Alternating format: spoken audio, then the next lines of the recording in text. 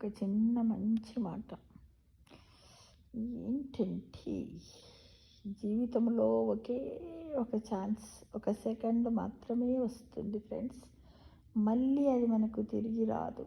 దాన్ని మనం ఎలా వాడుకోవాలి, వచ్చినప్పుడే వాడుకోవాలి. సెకండ్ ఛాన్స్ అనేది మన లైఫ్లో ఉండదు.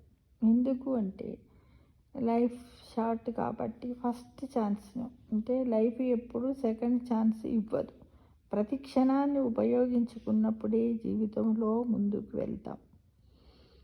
పర్వాలేదు, ఇప్పుడు ఇది వదిలేద్దాం, తర్వాత వచ్చినప్పుడు చూసుకుందాంలే అని అనుకుంటే మట్టుకు మనకు ఆ ఛాన్స్ రావచ్చు, రాకపోవచ్చు. కాబట్టి వచ్చిన దానినే మనము మంచికైనా చెడుకైనా ఆలోచించి ఉపయోగించుకొని ముందుకు నడవడానికి మనం ప్రయత్నం చేయాలి ఫ్రెండ్స్. అదే జీవిత పరమార్థం అని మనము గ్రహించుకోవాలి. ఎందుకు అంటే చాలా అవసరం. ప్రతిదీ కూడా ప్రతి నిమిషంలో, ప్రతి సెకండులో అలా అన్నమాట.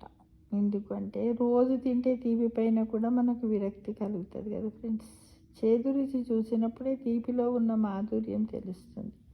అలానే కష్టం కూడా మనిషికి అలాంటిదే. కాబట్టి ఎప్పుడూ కష్టం రావాలని, ఎప్పుడూ సుఖపడాలని మనం ఎప్పుడూ అనుకోకూడదు. ప్రతిదానికి కూడా కాలమే సమాధానం చెప్తుంది. ఫర్ ఎగ్జాంపుల్ ఏంటంటే, ఒక బొప్పాయి చెట్టు ఉందనుకోండి. ఆ చెట్టు పైన గ్రీన్ కలర్లో కాయలు ఉంటాయి, పచ్చ కలర్లో పువ్వులు ఉంటాయి. పండు పండిన తర్వాత అది ఎల్లో కలర్కి మారుతుంది. కానీ మనం ఏం చేస్తాం, ఎంతసేపు ఆ పచ్చదాన్ని తెంపము, పువ్వుని తెంపము. వాసన కూడా ఎలా ఉంటుంది, అది చూడడానికి అంత జిగుటగా ఉంటుంది, లాటిన్ ఉంటుంది. అది తెప్పినట్టయితే ఒక రసం వెలువడుతుంది. అట్లా ఎల్లో కలర్ మాత్రం మనం అట్రాక్షన్ అవుతుంది.